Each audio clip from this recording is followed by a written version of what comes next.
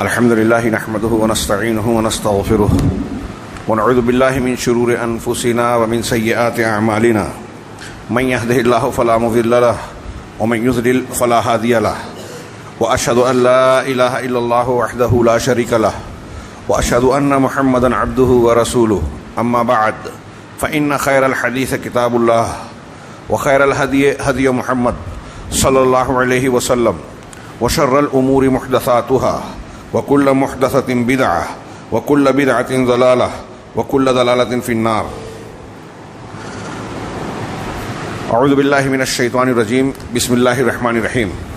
أفتؤمنون ببعض الكتاب وتكفرون ببعض فما جزاء من يفعل ذلك منكم إلا خزي في الحياة الدنيا ويوم القيامة يردون إلى أشد العذاب وما الله بغافل عما تعملون. محترم حضرین، دکتور ناصر بن عبد الکریم العقل سعودی عرب کے ایک مشہور عالم ہیں جو جامعہ یونیورسٹی محمد بن سعود، امام محمد بن سعود الاسلامیہ کے کلیہ اصول الدین، اصول دین کے کالج کے استاذ ہیں، عقیدہ اور مذاہب پڑھانے کے. ان کی بڑی جامع ایک کتاب ہے مقدمات و قواعد فی منہج السلف فی العقیدہ. عقیدے میں سلف کے منہج کے کچھ مقدمات اور کچھ اصول قاعدے. یہ کتاب اس لائق ہے کہ ہمارے یہاں نئی نسل کے نوجوانوں کو بلکہ بزرگوں کو بھی، مرد اور خواتین کو، اس کے اصول و ضوابط پڑھائے جائیں. منگلور کے تدریبی پروگرام میں نے اس کے ایک حصے کے دروس دیے. اس میں ایک ذہنی عنوان ہے کہ اہل سنت والجماعت کا شریعت کو حاصل کرنے، اصولوں کو لینے کا مصدر کیا ہے. منہج التلقی عند اہل السنہ والجماعہ، اہل سنت والجماعت کے یہاں تلقی کا منہج یعنی قرآن و حدیث یا دین کس طرح سے لیا جائے، کیا اصول اور ضابطے ہوں، کس طریقے سے قرآن و حدیث کو مانا جائے، ان سے استدلال کیا جائے، اپنے زندگی کے معاملات میں اس سے ہدایت اخذ کی جائے، اس کا کیا اصول ہے، ان کے اصول ضابطے کیا ہیں. یہ بیان کرتے ہوئے متعدد اصول و ضوابط کا ذکر کیا. میں آج کے خطبے میں انہی کے ضمن میں دو موٹے قاعدے جو بہت واضح ہیں پیش کرنا چاہتا ہوں. ایک قاعدہ نمبر 4 اور ایک 5 کے تحت.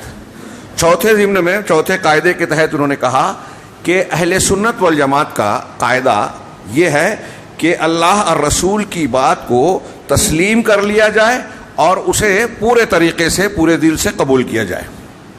التسلیم والقبول للحق، حق کو تسلیم کر لینا، قبول کر لینا. اس ضمن میں وہ کہتے ہیں، صرف 2-3 جملہ کہہ کے قرآن کی 2 آیتوں کا استدلال کرتے ہیں. کہتے ہیں کہ اللہ اور رسول صلی اللہ علیہ وسلم کے لیے سراپا سر تسلیم خم کر دیے بغیر، ظاہراً بھی اور باطناً بھی، یعنی ظاہر میں بھی آدمی اللہ اور رسول کی بات کو مان لے وے اور دل میں بھی پورے طریقے سے اس پر مطمئن رہے، دل میں بھی کہیں کوئی کھٹک، جھجک، اعتراض نہ رہے کہ یہ اللہ کے اور رسول کی بات ہے، میں مانتا ہوں. ظاہراً اور باطناً اس کو قبول کیے ہوئے، تسلیم کیے بغیر چارہ نہیں ہے. اگر کوئی شخص ایسا نہیں کرتا تو قرآن و حدیث کا کے ماننے کا اگر دعویٰ بھی کرے تو اس کا یہ دعویٰ صحیح نہیں ہوگا. چنانچہ انسان کا دین اخذ کرنے کا معاملہ اس وقت صحیح ہوگا جب وہ اللہ اور رسول کی بات پر ظاہراً اور باطناً سر تسلیم خم کرے، اسے قبول کرے. اور یہ تسلیم کس پر منحصر ہے جس کو ہم تسلیم یا سر تسلیم خم کر دینا، میں ترجمہ کر رہا ہوں، کیا مطلب ہوگا؟ کہہ رہے ہیں کہ یہ مشتمل ہے تصدیق پر، قبول پر، اذعان پر، رضا اور امتثال پر. یعنی ہم سر تسلیم خم کرنے والے کب ہوں گے؟ جب پہلے تصدیق کریں کہ یہ اللہ اور رسول کی بات ہے، ہم مانتے ہیں، سچ ہے. تصدیق کریں، اسے قبول کریں، اس کو رد نہیں کریں. اذعان یعنی توجہ سے سنیں، غور کریں، اس پر راضی رہیں. رضا، الرضا، راضی دل سے ہوتا ہے آدمی. والامتثال، اور ظاہر میں اس کی تعمیل کرے، اندر سے راضی بھی ہو اور باہر اس کی تعمیل بھی کرے اپنی طاقت کے مطابق. اس سلسلے میں اتنی بات کہہ کے یہ قاعدہ بتا کر شیخ نے قرآن کی 2 آیتیں نقل کی. جو بڑی مشہور ہیں.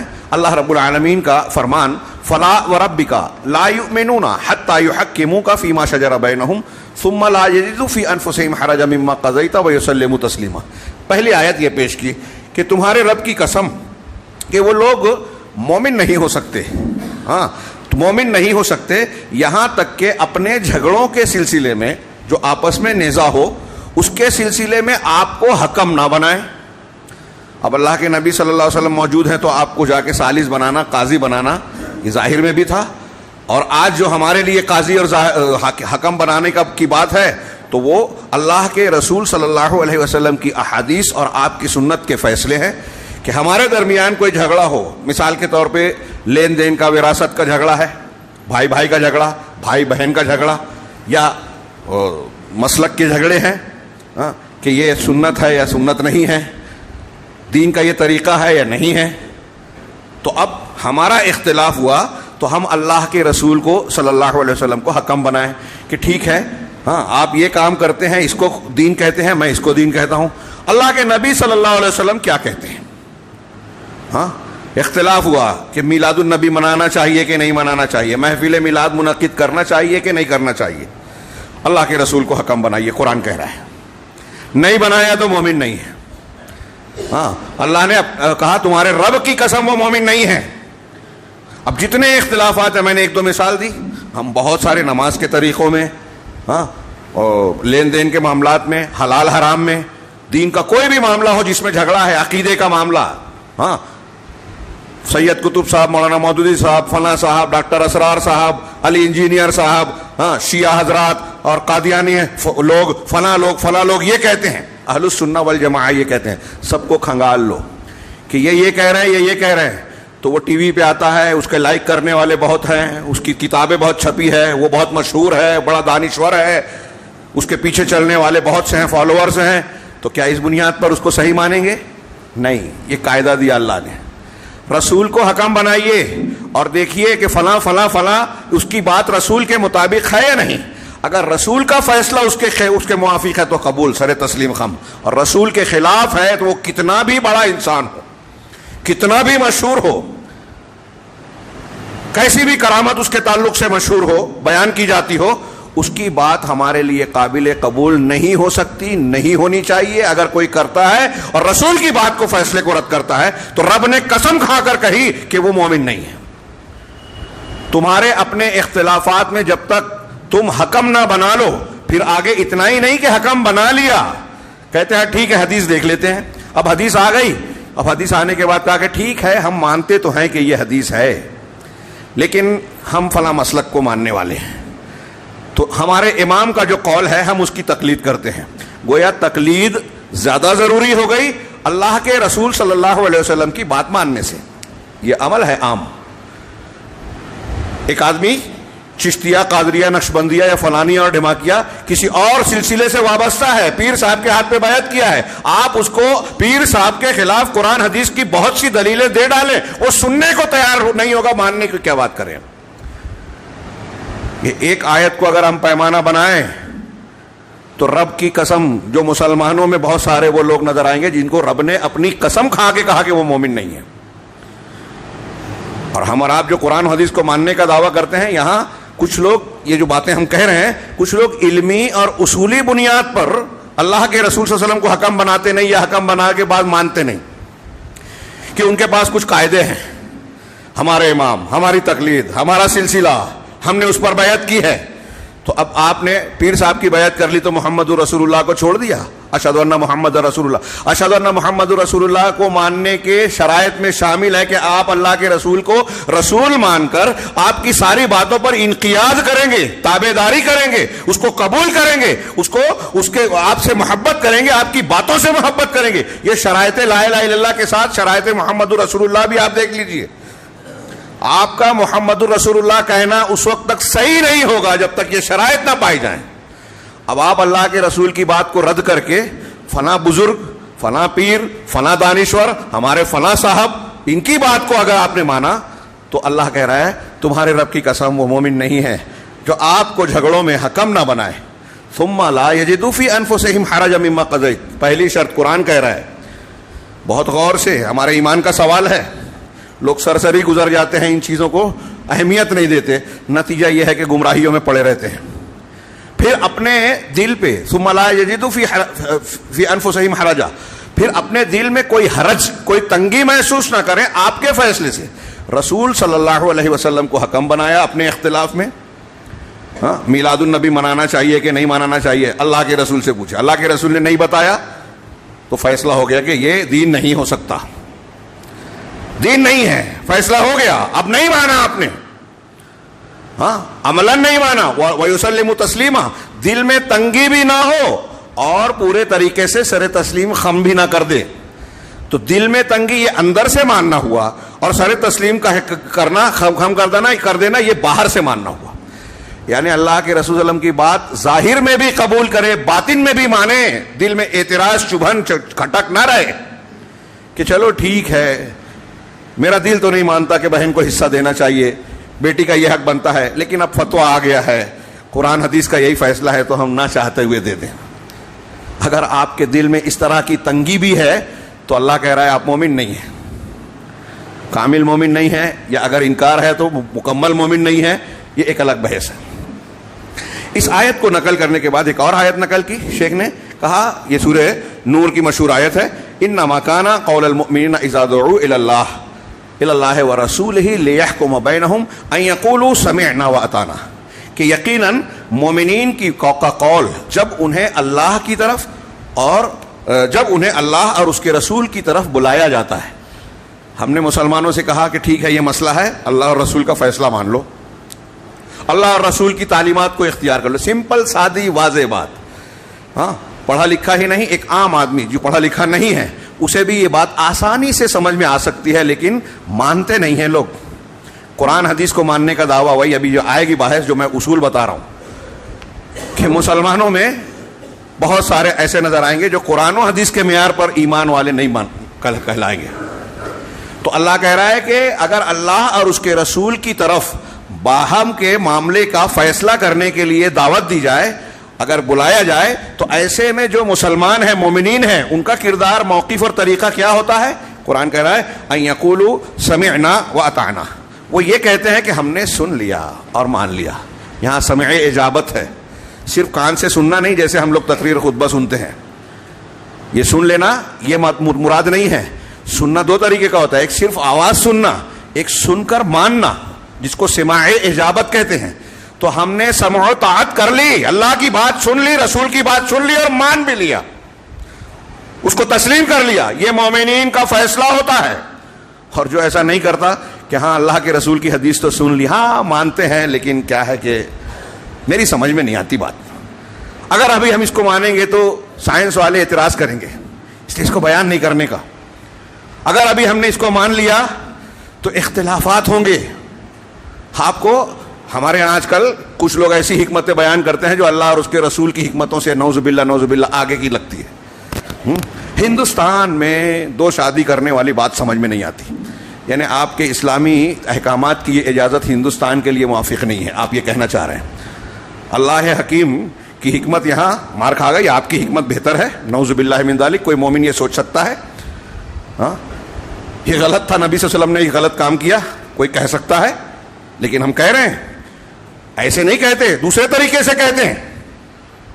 ہاں، زنا چلے گا، نکاح ثانی نہیں چلے گا.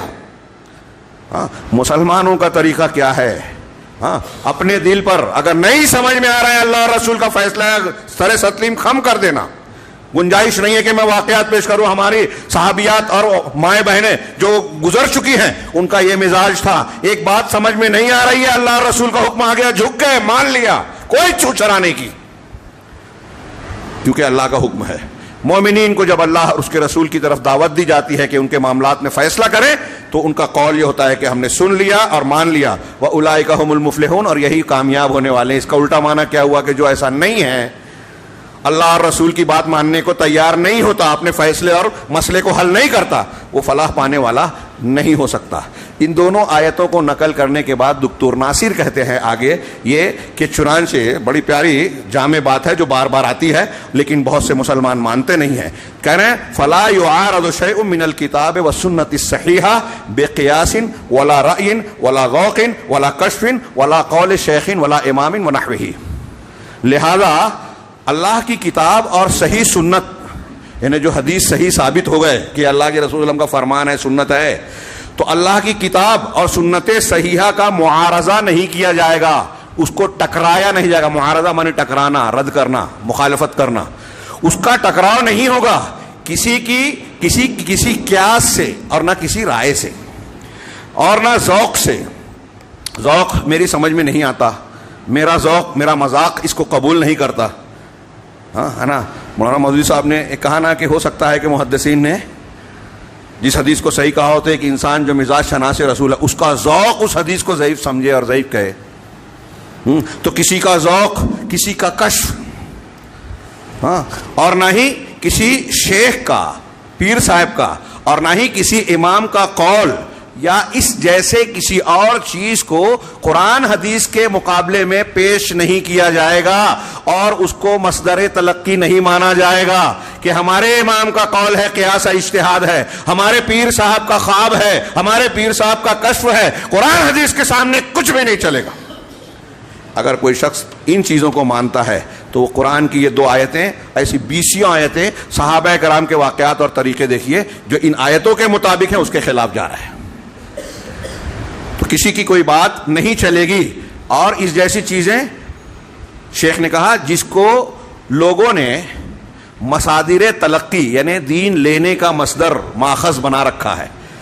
ہاں، اس کو ایجاد کیا ہے اہل الاہواء والبدع نے، خواہشات کی پرستش کرنے والے، خواہش پرست لوگ، اور اہل بدعت، اور جو اہل کلام، اہل فلسفہ، اہل تصوف، اہل رفض یعنی جو فلاسفہ مناطقہ ہیں، رافضی اور شیعہ ہیں، اور اسی طریقے سے صوفی لوگ ہیں.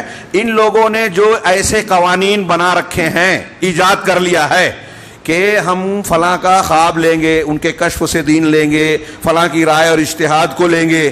یہ ساری چیزیں بدعتیوں کی، ان لوگوں کی ایجاد کی ہوئی ہے. یہ پوری ایک تاریخ ہے جو ایک دو جملے میں ہم کہہ رہے ہیں کہ قرآن و حدیث سے ہٹ کر ان چیزوں سے، خواب سے، رائے سے، قیاس سے، کشف سے اور اس جیسی چیزوں سے دین کو لینا، یہ اہل بدعت کی ایجاد ہے. اور ان میں کچھ لوگوں کو ذکر کیا، اہل کلام، اہل فلسفہ، اور اہل تصوف، اہل رفض، اور ان جیسے کچھ دوسرے لوگ آج کے جدید کچھ لوگ ہیں.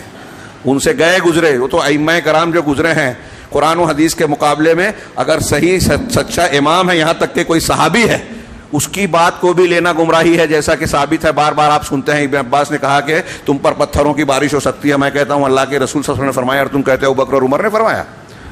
اگر حدیث کو رد کرنے کے لیے ابو بکر اور عمر کی بھی بات آئے تو پتھر کی بارش ہوگی، عذاب آئے گا.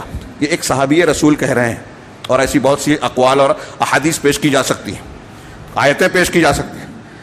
یہاں تو ایسے ایسے لوگوں کو مانا جاتا ہے. ہمارے یہاں نوجوان اس کے پیچھے چل رہے ہیں، لائک کر رہے ہیں، فالوورز بن رہے ہیں، جن کو ٹھیک سے قرآن پڑھنا نہیں آتا، جو دین کو جانتے نہیں ہیں، قرآن و حدیث کا، علوم دینیہ کا علم اور معلومات ادراک نہیں رکھتے، آدھی ادھوری معلومات پر فتوے دے رہے ہیں اور یہ فتوے پوچھ رہے ہیں. جہالت کا پورا ماحول بنا ہوا ہے. قیامت کی نشانیوں کا آپ مطالعہ کیجئے، اس میں یہ چیزیں نظر آئے گی.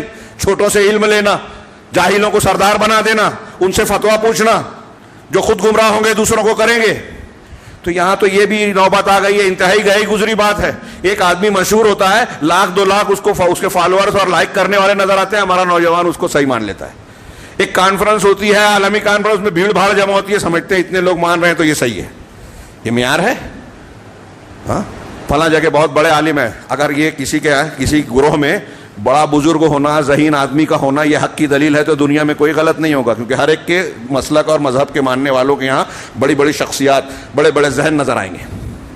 تو شیخ نے کہا کہ یہ جو قاعدے، یہ جو مصادر تلقی ہیں، یہ ان لوگوں نے ایجاد کیا ہے. مومن بندے کے نزدیک عقیدہ اور دین لینے کا مصدر کیا ہے؟ قرآن اور سنت سے صحیحہ. یہ آ جائے تو سر تسلیم خم کر دے، اپنے جھگڑے کا فیصلہ ان سے کرائے، ان کا فیصلہ ہو جائے تو ظاہر باطن میں اسے بے چوں چرا مان لے وے. بالکل صاف سیدھی بات. ہاں موقع نہیں ہے, میں اگلا پہلو پیش کرنا چاہتا ہوں اور وہ زیادہ واضح کرنا چاہتا ہوں.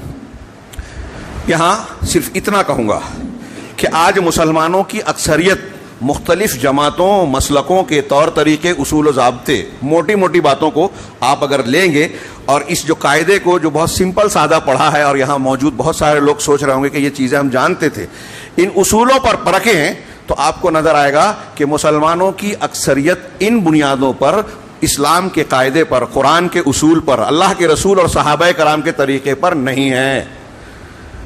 اسلام کی کچھ باتوں کو مانتے ہیں ہاں, اور کئی باتوں کو جو ان کی سمجھ کے خلاف ہے, ان کے امام کی رائے اور اجتہاد کے خلاف ہے, ان کے پیر صاحب کے بتائے ہوئے طریقے عبادت, بدعتی عبادات, اذکار, مراقبات اور نہ جانے کیا کیا ان عقائد کے خلاف ہے, تو وہ وہاں قرآن و حدیث کو چھوڑ دیتے ہیں, امام کی, پیر کی, بزرگ کی بات لیتے ہیں.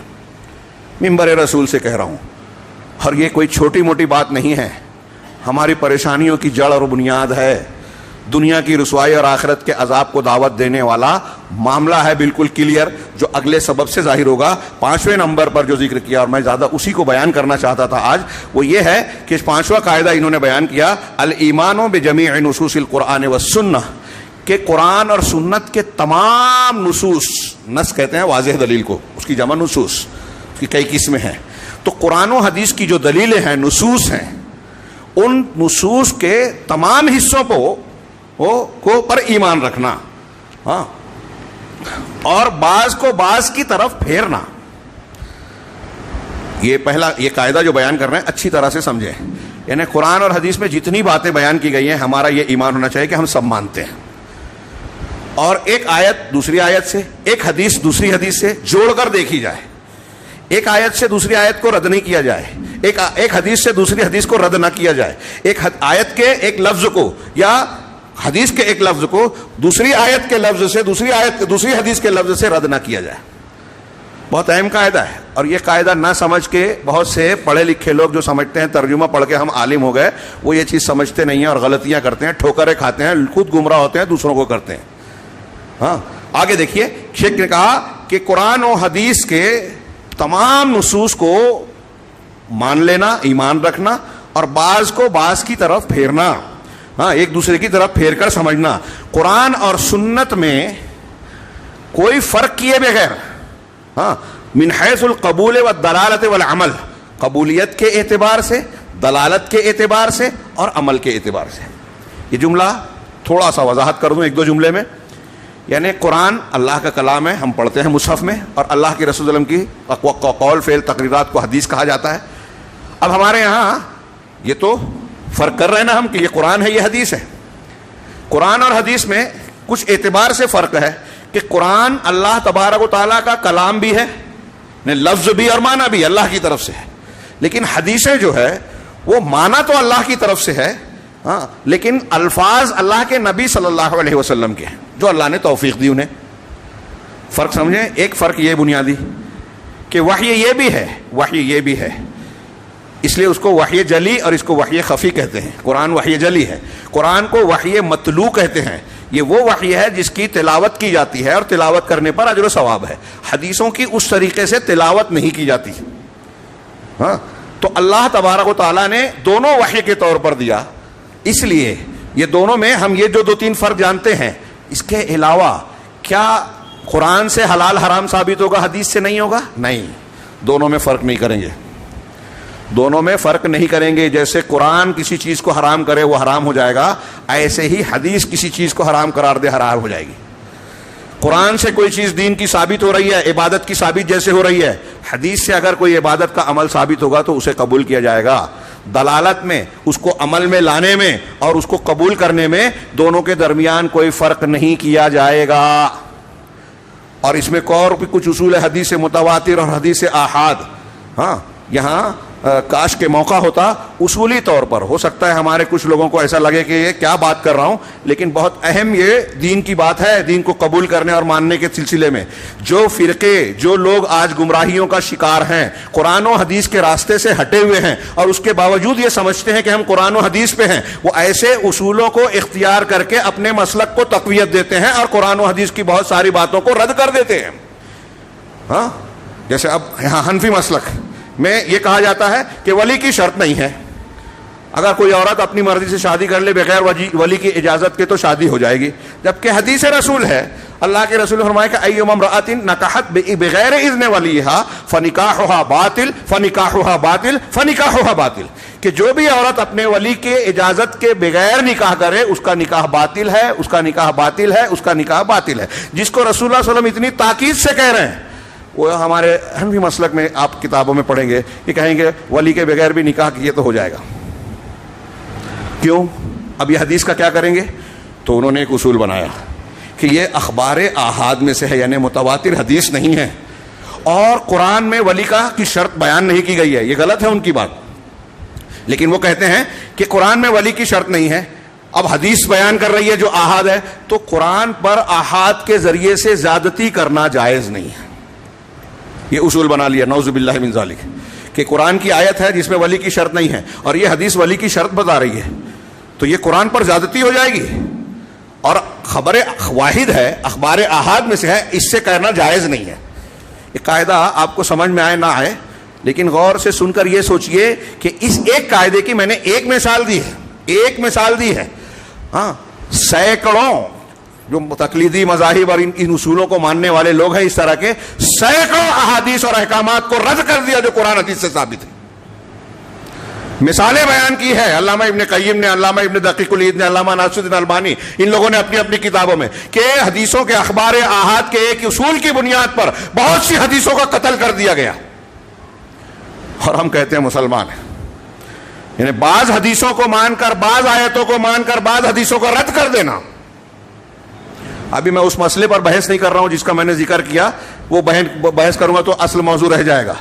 تو اللہ کے یہ شیخ نے کہا کہ قرآن و حدیث میں دلالت, قبول اور عمل کے اعتبار سے فرق نہ کرنا, نہ ہی قرآن کی آیات کے مفردات کے درمیان, نہ سنت کے مفردات کے درمیان. مفردات یعنی اس کے الفاظ کے درمیان فرق کرنا کہ یہ اور یہ اس میں ملا کے یہاں یہ کریں گے تو اس کو اس کے ذریعے سے رد کر دیا گیا.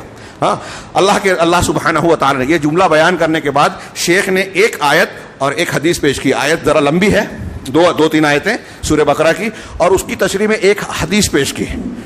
ہاں, کاش کے موقع ہوتا اس پر کم سے کم آدھا ایک گھنٹہ بولنا چاہیے, ہاں, تاکہ لوگ سمجھیں. اس تناظر میں جو میں آگے بولنے جا رہا ہوں, اس آیت اور حدیث کی روشنی میں اگر آپ غور کریں گے تو مسلمانوں میں یہودیت نظر آئے گی, یعنی یہودیوں کی صفت. وہ کیسے؟ یہ قرآن کی آیت پڑھی ہے, ثم انتم ہؤلاء تقتلون انفسکم وتخرجون فریقا منکم من دیارہم. یہ سورہ بقرہ کی آیتیں ہیں. اللہ کے نبی صلی اللہ علیہ وسلم کے سامنے جو یہودی تھے مدینہ میں اور مدینہ کے اطراف میں, تین بڑے بڑے قبیلے تھے, بنو قینقاع, بنو نذیر اور بنو قریظہ. یہ تین بڑے قبیلے تھے. تو ان یہودیوں سے بہت سارے معاملات میں خطاب کیا گیا. یہ پہلے پڑھے لکھے لوگ تھے, ہاں, طاقتور تھے. ہاں, جیسے ہمارے یہاں طاقتور ملک جو ہوتے ہیں وہ سرداری کرتے ہیں اور چھوٹے لوگوں کو اپنا حلیف بنا کے لڑاتے ہیں, ہتھیار بیچتے ہیں, یہی کام کرتے تھے یہ لوگ. مدینہ میں بسنے والے مشرک قبیلے دو تھے, اوس اور خزرج کے ساتھ. اوس اور خزرج دو قبیلے تھے, ان میں لڑائیاں ہوتی تھی اور یہ یہودی قبیلے ان کو لڑاتے تھے اور لڑا کے ان سے ہتھیار بیچتے تھے. ہاں, اور پھر ان مدینہ کے ان دو قبیلوں سے ان تینوں یہودی قبیلوں کے کیا کہتے ہیں, معاہدے تھے, حلیفی تھی کہ میں تمہارا ساتھ دوں گا, میں تمہارا ساتھ دوں گا. ہاں, بنو قینقاع کہتے ہیں خزرج کے ساتھ تھے اور بنو نذیر اور بنو قریظہ جو ہے وہ اوس کے ساتھ تھے. جب دونوں میں جنگ ہوتی تو یہ بنو قینقاع خزرج کا ساتھ دیتے اور بنو اوس کا ساتھ باقی دونوں قبیلے دیتے. ہاں, تو اسی تناظر میں اللہ تبارک و تعالیٰ نے ان کو یہ سرزنش کی اور کہا ثم انتم ہؤلاء تقتلون انفسکم, پھر تم یہ لوگ جو ہو یہ تم اپنے بھائی بندوں کو قتل کرتے ہو. انفسکم سے مراد اخوانکم, یہ قرآن کا اسلوب ہے, تفصیل کا موقع نہیں.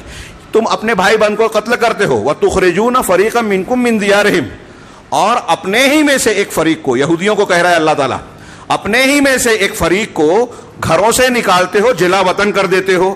ہاں, تظاہرون علیہم بالعصم والعدوان, ان پر گناہ اور سرکشی کرتے ہوئے یعنی ظلم اور زیادتی کے ساتھ ان پر چڑھے جاتے ہو, چڑھ جاتے ہو, زیادتی کرتے ہو. یہ تم کام کرتے ہو, قتل کرتے ہو, جلا وطن کرتے ہو, ظلم اور عدوان کرتے ہو.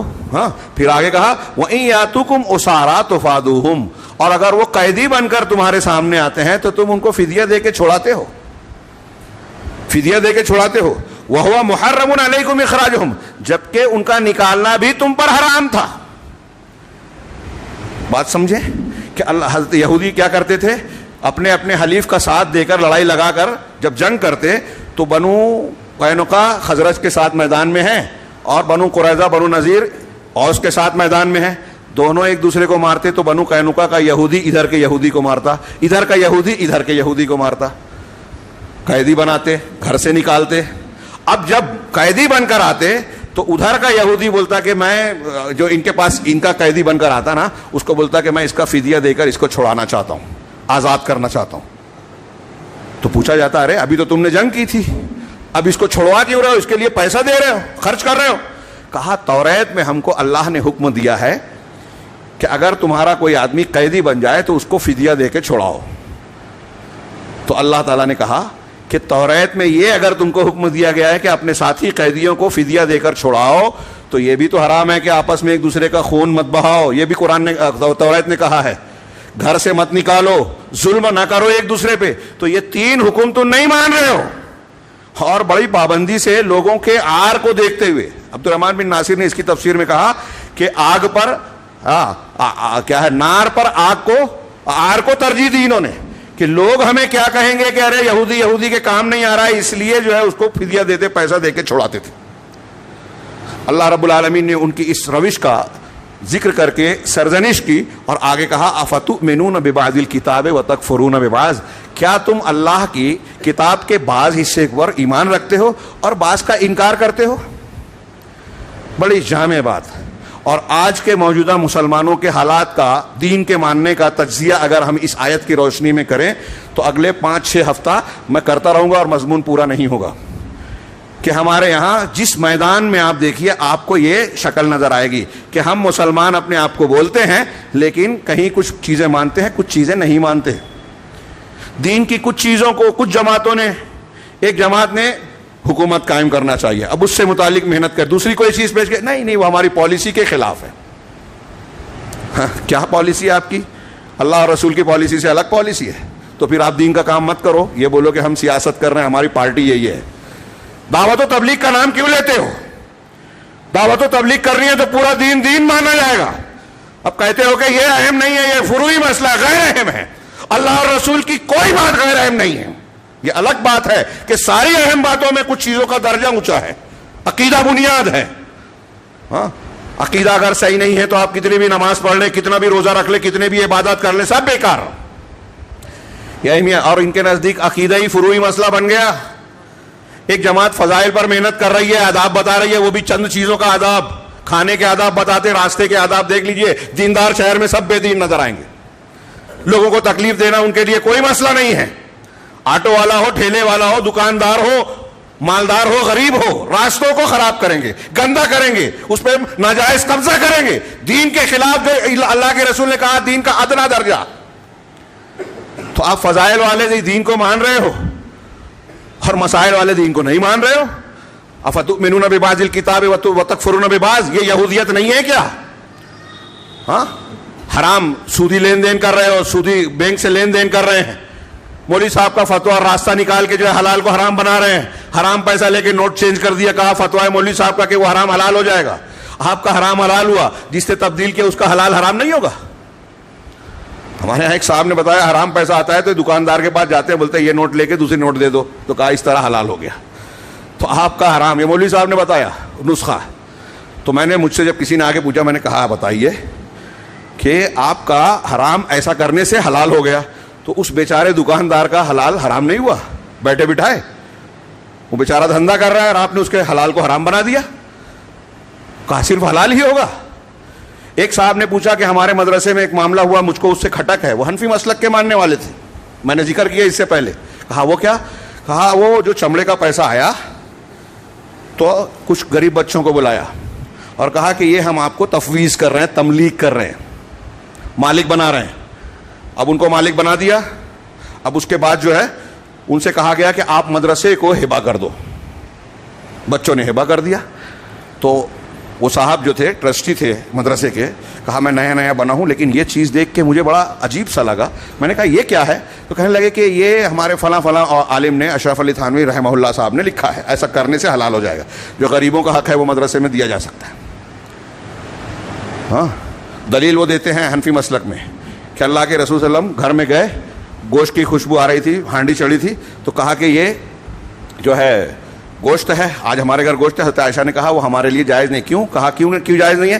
کہا وہ بریرہ جو ان کی آزاد کردہ لونڈی تھی حضرت عائشہ کی، کہا بریرہ کو صدقے کے طور پر دیا گیا اور ہم لوگوں کے لیے صدقہ حرام ہے، اہل بیت کے لیے. تو نبی کریم صلی اللہ علیہ وسلم نے کہا کہ لہا صدقۃ ولنا ہدیہ، ان کے لیے صدقہ ہے، ہمارے لیے ہدیہ ہے. وہ صدقے کی حقدار ہے، یعنی زکوٰۃ کی صدقے کی حقدار ہے، تو ان کو صدقہ دے دیا گیا. اب وہ مالک ہو گئی نا، اب وہ مالک ہو گئی تو مالک کی حیثیت سے وہ کسی مالدار کو بھی کھلاتے ہیں تو کوئی بات نہیں ہے، وہ زکوٰۃ اب تھوڑی رہ گئی. تو وہی بات یہاں پیش کر رہے ہیں. مارو گھٹنا ٹوٹے سر، کہاں کا استدلال، کہاں کی دلیل؟ تو انہوں نے مجھ سے پوچھا کہ آپ کا کیا کہنا ہے. مجھے اطمینان نہیں ہے، میں جانتا ہوں آپ اہل حدیث ہیں، لیکن آپ سے پوچھ کے میں اطمینان چاہتا ہوں. تو کیا جواب ہے؟ میں نے کہا ڈائریکٹ کہوں تو یہ یہودیت ہے. ان سے یہی جواب دیا میں نے کہ یہ یہودیت ہے. جیسے اللہ کے رسول اللہ تعالیٰ نے قرآن میں ذکر کیا کہ اتوار کے دن سنیچر کے دن مچھلی مارنا منع ہے، جمعہ کو جال لگایا، اتوار کو نکالا اور کہا کہ ہم نے سنیچر کو شکار کہاں کیا. اللہ رب العالمین سے ہمارے مالیگاؤں کی زبان میں ہوشیاری. اسی طریقے سے جو اللہ کے رسول نے فرمایا کہ اللہ کی لعنت ہو یہود پر، اللہ نے جانور کی چربی کو ان پر حرام کیا تو انہوں نے کیا کیا؟ چربی کو پگھلایا، بیچا اور اس کی قیمت کھائی. کہا ہم چربی کہاں کھا رہے ہیں؟ میں نے کہا یہ ایسا ہی طریقہ ہے. اور پھر یہ حدیث میں نے خود بیان کی اور ان کو بتایا کہ یہ غلط استدلال ہے. میرا سوال یہ ہے کہ اگر اس بچے کو جس کو آپ نے مالک بنایا آپ کے مدرسے میں کہ یہ تملیک کر دی ہم نے، اب بچہ بولنے لگا کہ میرے گھر کی چھت ٹپکتی ہے، آپ نے مجھے 5 لاکھ دیا، 3 لاکھ روپے کا میں وہ چھت بنانا چاہتا ہوں، ہاں تو آپ کے مدرسے والے اجازت دیں گے کہ ہاں جاؤ چھت بنوا لو؟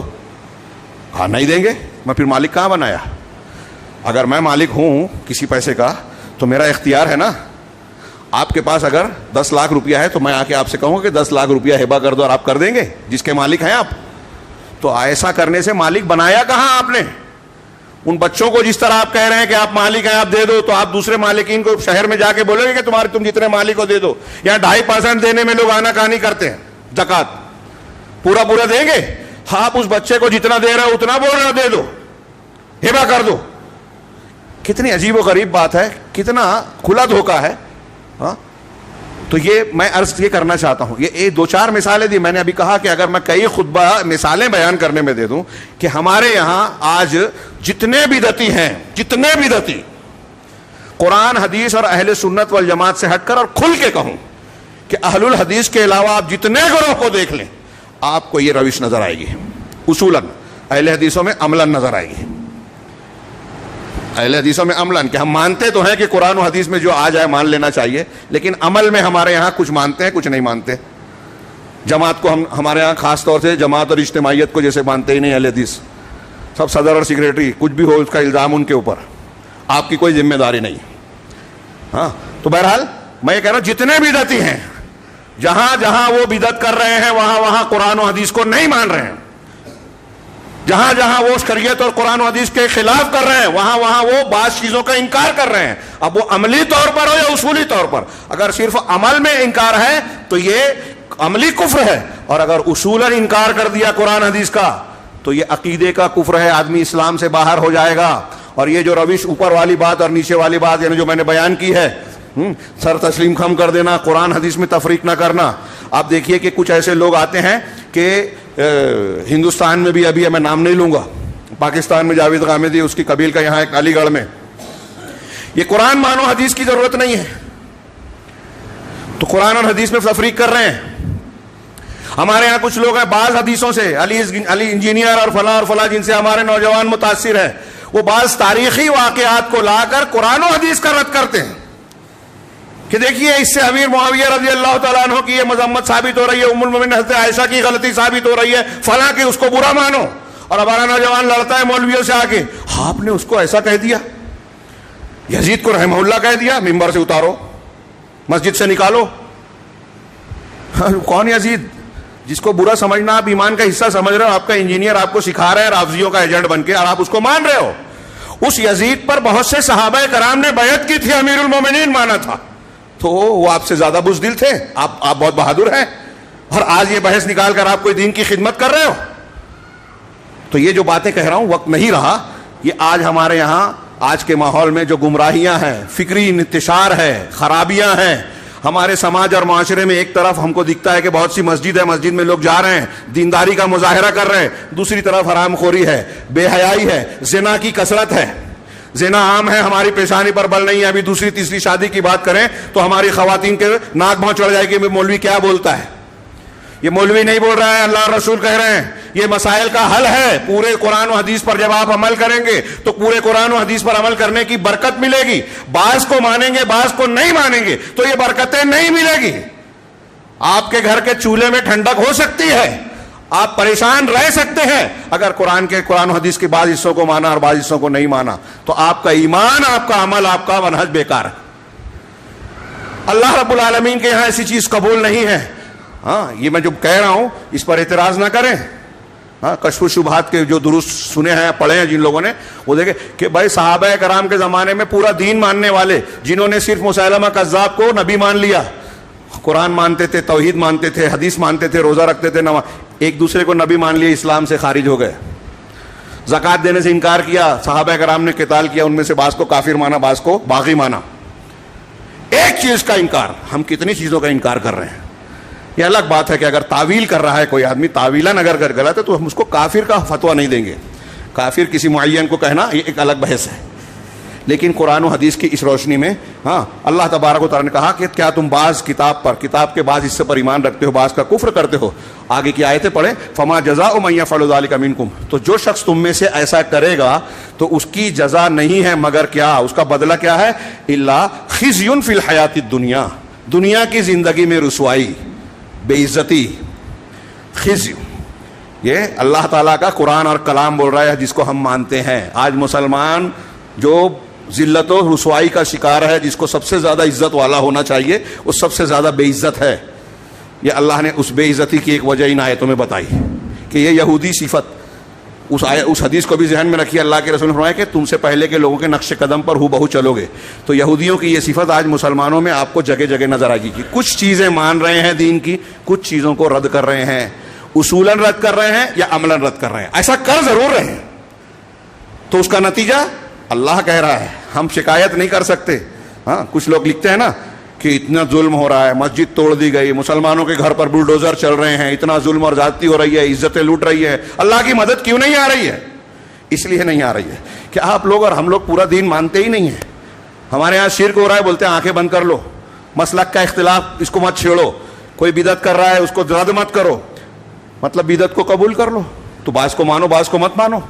تو جو ایسا کرے گا اس کے لیے دنیا میں رسوائی ہے، وَيَوْمَ الْقِيَامَةِ يُرَدُّونَ إِلَىٰ أَشَدِّ الْعَذَابِ، اور قیامت کے دن وہ سخت ترین عذاب کی طرف پلٹائے جائیں گے، جہنم کا بھیانک عذاب۔ وَمَا اللَّهُ بِغَافِلٍ عَمَّا تَعْمَلُونَ، اور تم اللہ اس سے غافل نہیں ہے جو تم کرتے ہو۔ یہاں اتنی ہی آیت پیش کی، لیکن میں اگلی ایک آیت بھی پیش کر رہا ہوں، اس لیے کہ شیخ عبد الرحمن بن ناصر نے کہا کہ یہ عمل یہودیوں کا کیوں ایسا تھا، ہمارا کیوں ایسا ہے، جانتے ہیں لیکن مانتے نہیں ہیں، کیوں؟ اس کی وجہ اگلی آیت میں بیان کی، اولئک الذین اشتروا الحیات الدنیا بالآخرہ، یہی وہ لوگ ہیں جنہوں نے دنیا کی زندگی کو آخرت کے بدلے میں خرید لیا ہے۔ دنیا کو ہم ترجیح دے رہے ہیں، آخرت کو بھلا بیٹھے، یقین ہی نہیں ہے جنت جہنم پہ، یا پھر یہ سوچتے ہیں دیکھا جائے گا۔ یہ کاروبار کی طرح نہیں ہے کہ آپ کہیں جو سب کا ہوگا میرا بھی ہوگا، چل جائے گا۔ ہاں، ایک ڈبکی لگائے گا نا، بخاری کی حدیث آپ نے بہت مرتبہ سنی ہے، دنیا میں جس نے کبھی دکھ نہیں دیکھا ہو، جہنم میں ایک غوطہ لگا کے نکالا جائے گا تو کہے گا کہ سکھ کیا ہے، آرام کیا ہے، مجھے معلوم ہی نہیں ہے، کتنے خطرناک جہنم ہے، عذاب ہے۔ اور اس بارے میں اللہ نے آگے کہا کہ اس آخرت کو چھوڑ کر دنیا کی زندگی کے پیچھے یہ لوگ پڑے ہیں، ہاں، فلا یخفف، اس کو خرید لیا، فلا یخفف عنہم العذاب ولا هم ينصرون۔ تو اب یہ لوگ جو جہنم میں ڈالے جائیں گے نا، تو نہ ان سے عذاب میں تخفیف ہوگی، مسلسل چلے گا، اور ہلکا بھی نہیں ہوگا, عادت پڑ جائے گی اور جھیلنے کی طاقت ہو جائے گی, ایسا نہیں ہے. نہ اس میں تخفیف ہوگی اور نہ ہی ان کی مدد کی جائے گی. شیخ نے اس آیت کے بعد ایک حدیث پیش کی, بہت غور سے وہ حدیث سنیے اور خطبہ ہم ختم کرتے ہیں. ہاں, عمرو بن عاص رضی اللہ تعالیٰ عنہ کی روایت ہے, مسند احمد ابن ماجہ میں ہے, صاحب مجموع الزوائد نے اسے جو ہے مقبول روایت کہا ہے, صحیح کہا ہے غالباً. ہاں, وہ کہتے ہیں کہ ایک جماعت نبی صلی اللہ علیہ وسلم کے باب دروازے پر بیٹھی ہوئی تھی, یعنی آپ کے گھر کے پاس کچھ لوگ صحابہ کرام موجود تھے. تو ان میں سے بعض نے کہا, علم یقول اللہ کذا و کذا, کیا اللہ نے قرآن میں ایسا ایسا نہیں کہا؟ اور دوسرے لوگوں نے کہا, کیا اللہ نے ایسا ایسا نہیں کہا؟ مطلب ایک جماعت نے جو باتیں پیش کی کہ قرآن میں یہ آیت ایسے ہے, تو اس کے جواب میں اس کے مخالفت والا ایک بظاہر معنی دینے والی آیت کا پڑھا کہ ایسا ایسا نہیں کہا. تو اللہ کے رسول صلی اللہ علیہ وسلم نے اس کو سنا, فسمع رسول اللہ صلی اللہ علیہ وسلم فخرج, آپ باہر نکلے, فکأنما فوقع فی وجہہ حب الرمان, تو آپ کے غصے سے آپ کی حالت ایسی تھی جیسے آپ کے چہرے پر انار کے دانے نچوڑ دیے گئے ہوں. غصے سے آپ کا چہرہ سرخ ہوا جا رہا ہے. ہاں, قرآن کی کچھ آیتوں کو پیش کر کے قرآن کی کچھ آیتوں کو اس کے رد میں پیش کیا جا رہا ہے. تو آپ کی یہ کیفیت ہو گئی. فقالا, اور آپ نے کہا, اف بہذا امرتم او بہذا بعثتم, کیا تم کو اس کام کا حکم دیا گیا ہے یا یہ پیغام دے کر بھیجا گیا ہے؟ یہ حدیث اس لائق ہے, انشاءاللہ میں کسی موقع پر اس پر پوری تقریر درس دوں گا انشاءاللہ. آج اس کی بڑی ضرورت ہے, کیونکہ ہمارے نوجوان جو ہیں زیادہ اسی کام میں مشغول ہیں جو بیکار ہے, جس کا کوئی فائدہ, جو ان سے تعلق ہی نہیں رکھتا, جو حکومت کے کرنے کا ہے. ہمارے نوجوان جو جذباتی ہو کے اس کے شکار ہوتے ہیں نا, سازش کا, حکومت یہ قائم ہونا چاہیے اور فلاں مرتد ہو گئے. اگر حکومت قائم ہو گئی تو اس کا کام ہے, قاضی اور حاکم کا کام ہے جو وہ آپ کریں گے چلتے پھرتے, کہ ایک آدمی مرتد ہو گیا تو گولی مار دو, آپ کا کام ہے. اگر اسلامی حکومت ہو بھی تب بھی کیا یہ عام آدمی کا کام ہے؟ نہیں ہے. جو ہمارا کام نہیں ہے ہم اس میں دماغ کھپاتے ہیں, پوری دنیا کا ایک چاند. ایسی اور بھی بہت سی باتیں, بحث جس میں صرف وقت کا ضیاع, قابلیت کا مظاہرہ, علماء کی بے عزتی اور یہ تاثر دینا کہ آپ کو بہت سمجھتا ہے, کچھ نہیں سمجھتا, جاہل ہیں یہ لوگ, یہ بحث کرنے والے. یہ اللہ کے رسول صلی اللہ علیہ وسلم نے, کیا تم کو اس کا حکم دیا گیا, اس کے ساتھ مبعوث کیا گیا کہ انتظربوا کتاب اللہ بعضہ ببعض, کہ اللہ کی کتاب کو ایک دوسرے سے تم ٹکراؤ, رد کرو. بہت سارے لوگ یہ کر رہے ہیں, منکرین حدیث, بدعتی جتنے بھی ہیں, اپنی بات کو صحیح بولنے کے لیے رد کرتے ہیں اس کا. اللہ کے رسول, آپ بولیں گے پختہ قبر بنانا ثابت کرو. اللہ کے رسول نے حضرت علی سے توڑا دیا, کہا حضرت علی نے توڑا, اللہ کے رسول کے زمانے میں کوئی اولیاء تھوڑی تھے, وہ مشرکین کی پکی قبریں تھی, اس کو توڑوایا تھا. یہ دلیل دے دی. اور سامعین میں بھی ایسے لوگ ہیں, نعرہ تکبیر اللہ اکبر, کیا بات کہی شیخ نے, کیا حدیث نہیں پڑھی. اب یہ ایک حدیث اس طرح کی بات کہہ کے آپ نے مطمئن کر دیا کہ پکی قبر اولیاء کی بنا سکتے ہو, جبکہ حدیثیں موجود ہے کہ اللہ کے رسول صلی اللہ علیہ وسلم نے قبروں کو پختہ کرنے, چونا گش کرنے سے منع کیا, اس پہ لکھنے سے منع کیا. ہمارا قبرستان بورڈ سے بھرا ہوا ہے. کل ایک قبرستان میں ایک صاحب نے مجھ سے پوچھا کہ اتنی آپ کے یہاں باہر کے تھے, اتنی پارٹیاں لگی ہیں. میں نے کہا ہم تو سمجھتے تھے کہ صرف بریلوی حضرات یہ کرتے ہیں. میں کہا ہاں, یہاں دیوبندی حضرات بھی کرتے ہیں, بعض اہل حدیث بھی کر جاتے ہیں, جو صاف صاف منع ہے. یہ نہیں مانتے, بعض کو ماننا بعض کو نہیں ماننا, اس میں بھی جوڑ لیجئے. اللہ کے رسول کی کتنی صاف حدیث ہے کہ اللہ کی لعنت ہے یہود و نصارہ پر, اپنے انبیاء کی قبروں کو مسجد بنا لیا. انبیاء کی یہاں اولیاء بول رہے ہیں جاہلیوں کا تھا. یہ بریلوی حضرات کہہ رہے ہیں نا کہ اللہ کے رسول کے زمانے میں اولیاء کی قبریں تھی, نہیں تھی, جاہلوں کی تھی, کافروں کی تھی, اس لیے توڑوایا. یہ اللہ کے رسول, اللہ تعالیٰ اللہ کے رسول انبیاء کی قبروں کے بارے میں کہہ رہے ہیں کہ انبیاء کی قبر پر اگر کسی نے مسجد بنائی تو اس پر اللہ کی لعنت ہے. اب بتائیے, یہ ماننے کے لیے تیار ہے؟ نہیں مانیں گے, تعویل کریں گے, گھماؤ پھراؤ کریں گے, فلاں اور فلاں کی کوڑی لائیں گے, اللہ کے رسول کی حدیث کا رد کریں گے. پھر بھی اللہ کے رسول سے محبت کرنے والے بولیں گے اپنے آپ کو, اور ہمیں کہیں گے گستاخ ہے. گستاخ تو آپ ہوئے کہ آپ کی بات کو توڑ مروڑ رہے ہو, ماننے کو تیار ہی نہیں ہو. تو اللہ کے رسول کہہ رہے ہیں کہ تم بعض کو بعض سے ٹکراتے ہو. یہی کام منکرین حدیث کرتے ہیں. قرآن حدیث کا, قرآن کا ٹکراؤ بتا کے جو صحیح ثابت شدہ معنی ہے اس کو رد کر دیں گے. ہاں آگے, انما ذلت الامم قبلکم فی مثل ھذا, اللہ کے رسول نے کہا تم سے پہلے کی امتیں اسی قسم کی باتوں سے گمراہی کا شکار ہو گئی, گمراہی میں پڑ گئی.